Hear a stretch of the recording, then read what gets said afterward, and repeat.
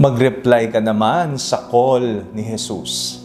Ako po si Father Fiel Pareha at ito po ang ating segment, ang Daily Devotion, na kung saan tayo po ay magdarasal, magbabasa at magninilay kasama ng salita ng Diyos sa buong taon. Manalangin tayo. Sa ngalan ng Ama, ng Anak at ng Espiritu Santo. Amen.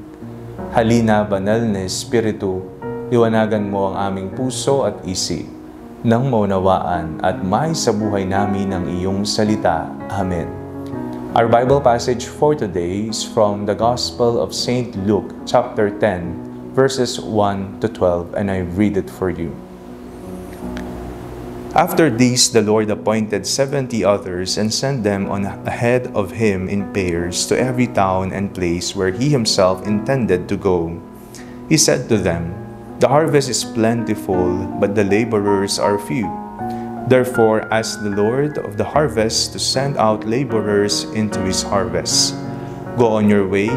See, I am sending you out like lambs into the midst of wolves. Carry no purse, no bag, no sandals, and greet no one on the road. Whatever house you enter, first say, 'Peace to this household.' And if anyone is there who shares in peace, your peace will rest on that person. But if not, it will return to you. Remain in the same house, eating and drinking whatever they provide, for the laborer deserves to be paid. Do not move about from house to house. Whenever you enter a town and its people welcome you, eat what is set before you, cure the sick who are there, and say to them, 'The kingdom of God has come near to you.' But whenever you enter a town and they do not welcome you, go out into its streets and say, 'Even the dust of your town that clings to our feet, we wipe off in protest against you.'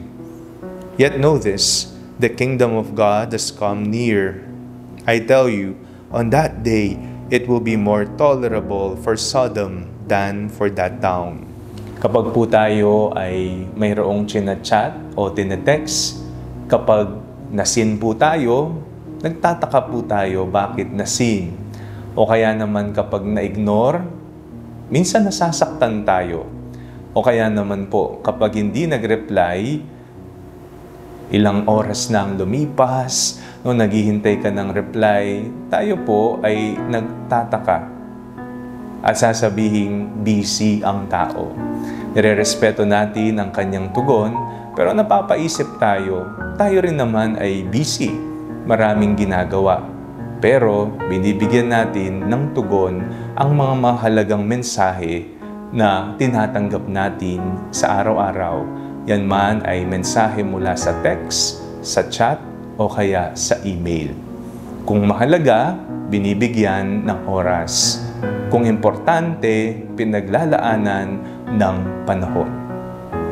Mayroong napakahalagang tawag tayong tinatanggap araw-araw sa ating buhay pananampalataya. Ito po ang tawag mula sa ating Panginoong Hesus.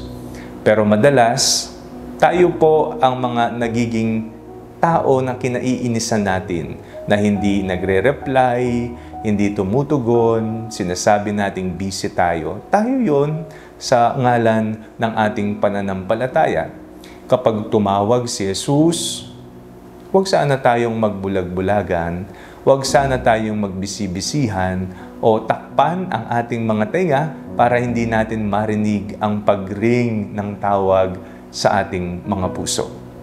Malinaw na sinabi ng Panginoon sa ating binasang ebanghelyo ngayong linggong ito, "The harvest is plentiful, but the laborers are few.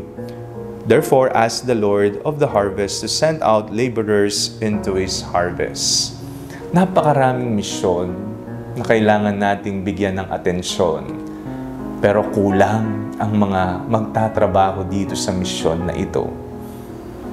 Tayong lahat ay tinatawag ni Jesus. Hindi lamang po sa mga pari, madre, obispo, santo papa o mga reliyoso o lingkod ng simbahan ang panawagan sa mga misyong ito.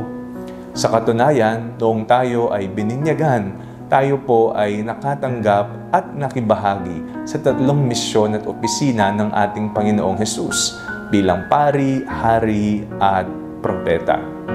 Tayong lahat ay tinatawag para sa misyon. Tumatawag si Jesus, sagutin mo naman, bigyan mo naman ng atensyon at halaga. Sinasabi nga natin, kung mahal mo ang isang tao, bigyan mo ng panahon. Pagsumikapan mo, ibigay mo ang sarili mo. Kung mahal mo ang Panginoon, bigay mo ng todo-todo ang iyong sarili. Marami pang kailangan bigyan ng atensyon sa pamamagitan ng ating misyon, buksan ang ating puso sa panawagan ng Panginoon. Manalangin tayo. Panginoong Jesucristo, pagkalooban niyo po ang aming mga puso ng isang pagtalimang wagas sa iyong banal na panawagan para makibahagi sa iyong misyon. Amen. Sa ngalan ng Ama, ng Anak at ng Espiritu Santo. Amen. Huwag po ninyong kalimutang i-like ang video ito, mag-comment po kayo and share it with your family and friends. Ang Panalangin Bago Matulog ay may sariling Facebook page na po. Huwag niyo pong kakalimutang mag-like at mag-follow dito, and do not forget to subscribe to our YouTube channel. I-click niyo lamang po ang link na nasa description ng video ito, o kaya naman po, just search Father Fiel Pareha. At kung nais niyo naman pong maging updated sa ating pagpapahayag, you can join our broadcast channel dito po sa ating Facebook page. God bless you po.